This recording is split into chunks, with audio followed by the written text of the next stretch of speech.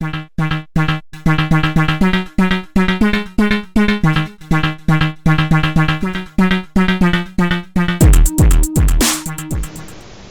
how you guys doing? Welcome to Boom Athletics.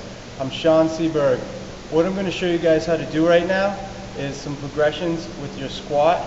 So we're going to start off with the most basic form of your squat, doing a hang squat over here.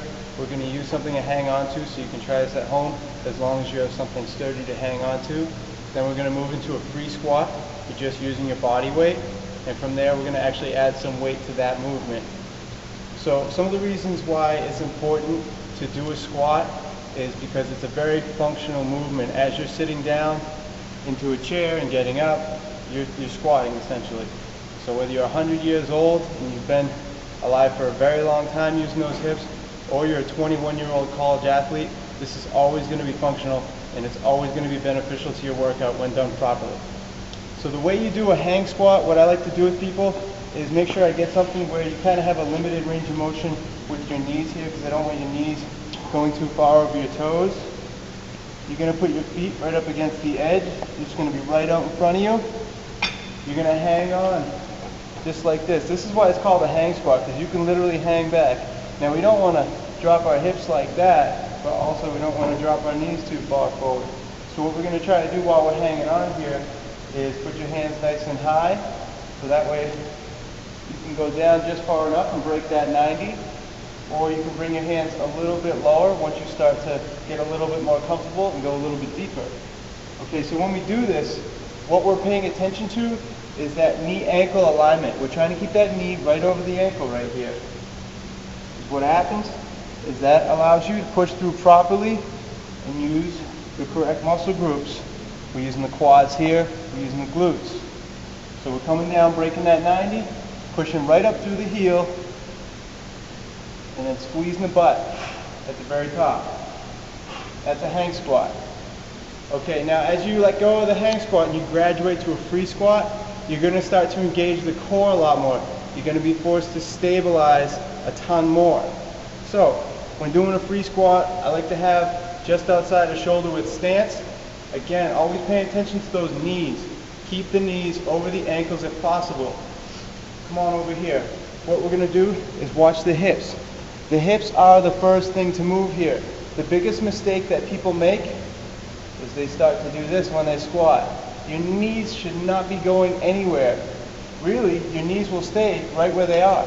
The only thing that will move here is the hips, straight back.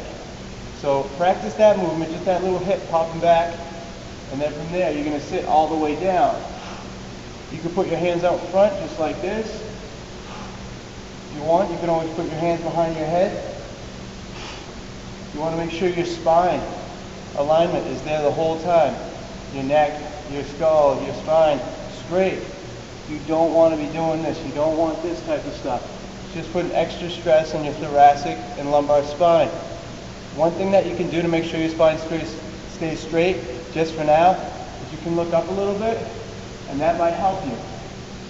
You don't want to get in the habit of always looking up, especially once you get weight on you, because that's also putting tension into your cervical spine that you don't necessarily need. Just to start off, just keeping that spine nice and straight, hips back. When I look down right here, my knees will never go over my toes. So that's the position you end up in. You can go as deep as you want here, and right back up to the top, squeezing the stomach the whole time. Now we got a little weight over here. It's a 25-pound plate. We can add some weight to that free squat if it becomes too easy. If you get to the point where you're doing 4 sets of 20 and 25, you might want to add some weight. As long as you're doing the form properly and it's easy. So from here, hold this at your collarbone, same idea. Breathing in, out on the way out. Always breathing in with gravity, out against gravity. And this may force you to stabilize a little bit more through the core, so using a little bit more abdomen. That's why it's important that you do ab work. And you work each part of your core, the rectus abdominis, the transverse abdominis, so you can hold it when you do movements like this, so you can fully engage. Because the tendency otherwise is for everything just to kind of give up and for all the stress to go into your lower back. So that's your squat progression, guys. I hope you enjoy it. Remember, working the quads, working the glutes. You're also working a little bit of core as long as you do it the right way. Squats are one of the most functional workouts that you could possibly do.